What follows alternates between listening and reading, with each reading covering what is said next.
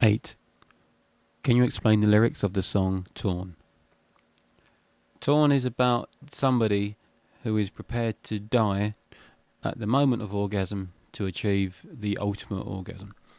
And it all started because I know someone that is quite heavily into auto-asphyxiation. Where you strangle yourself and pass out just at that moment. And I know someone else, slightly more distant to me actually, who is into being beaten senseless, and they get off on that. And it was thinking about that and the lengths that some people go to. And so it all came about because of that. I seem to know a number of people that like some strange stuff. And so the whole idea of the song was taking what these people that I know do and just taking it to an extreme. Because I wondered if there was somebody who was so into it and so deeply involved in the search for that ultimate thrill sexually, that they would actually be prepared to do that. 9. Can you explain the lyrics of the song Little In Vitro? As I said in the previous question, during the making of the album, Gemma and I were expecting a baby, and our baby died.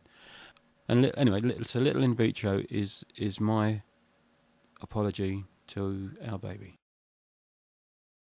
10. Can you explain the lyrics of the song I Can't Breathe? I Can't Breathe is another one of these I'm hearing voices type songs.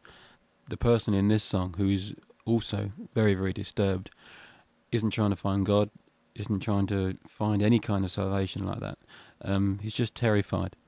And he's convinced that not only does he hear voices, but breathing, laughing, but that something's actually there with him.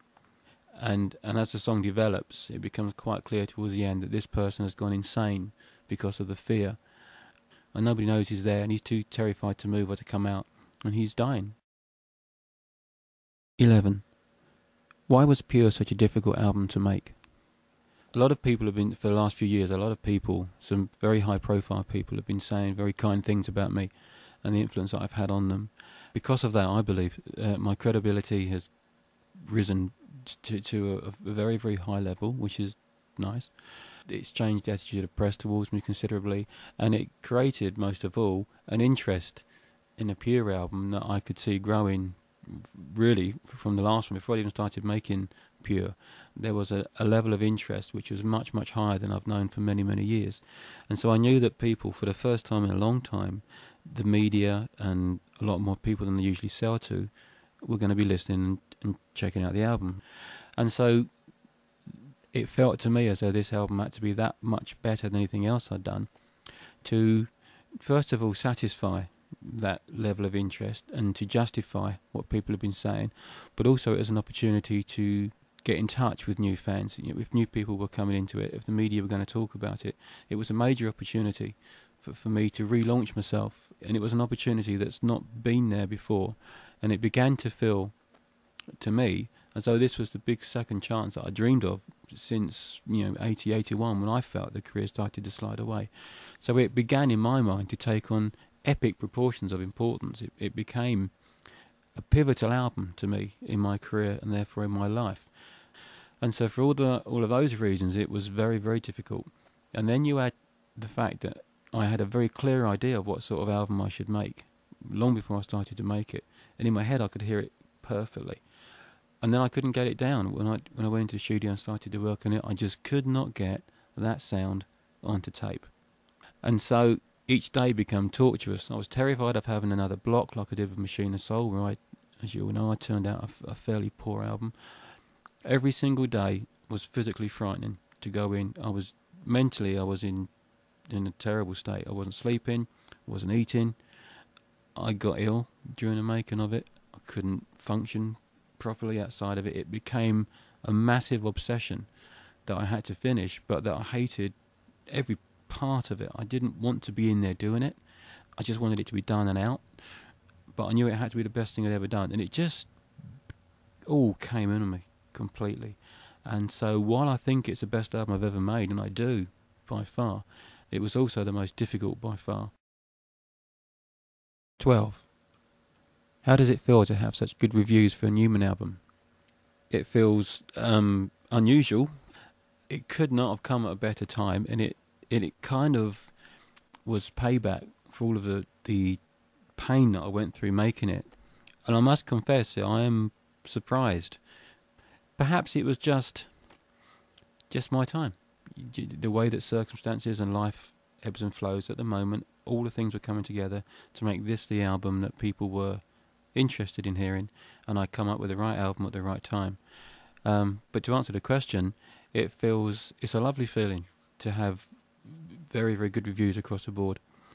It's just been a very, very satisfying experience. I envy people that have good reviews all the time, people that are media favourites, because it's a lovely feeling, and it gives you a lot of confidence. And I wished I'd had it. Wish I'd had it a lot more. But maybe this is a start of a lot more good reviews. I hope so. 13. Did Pure end up being the album you wanted to make? It came very close to it. Normally when I start an album, I have a vague direction, and then I just see where the ideas take me. On this one, I was convinced that I had to make a particular album in a particular way with a particular sound, and I thought I knew what I was doing for the first time in a long time. It was a good feeling, but being able to get that was very, very difficult. It did end up being, as I say, very close to what I wanted. There are some moments in it which are a little bit more gentle than I'd intended, but in some respects that might be a good thing because it's given it the variety that I thought it wanted. I think I would have had a tendency, without some of the bad things that happened during the making of it, some of the sad things, I would have had a tendency to have made it all hard and all heavy, and it would then perhaps have fallen into the trap that I did with Exile, where it's all a little bit too samey. And so, in some respects, the fact that it didn't turn out quite the way I'd intended it originally is a good thing, because my original idea perhaps was slightly flawed and slightly narrow in its vision. 14. Why is Pure so dark? Was it intentional? It was very intentional. I'd always wanted it to be dark. The previous two albums have been quite heavy, and it's a direction that I've been enjoying since I started writing. Well, I started writing Sacrifice at the end of '92.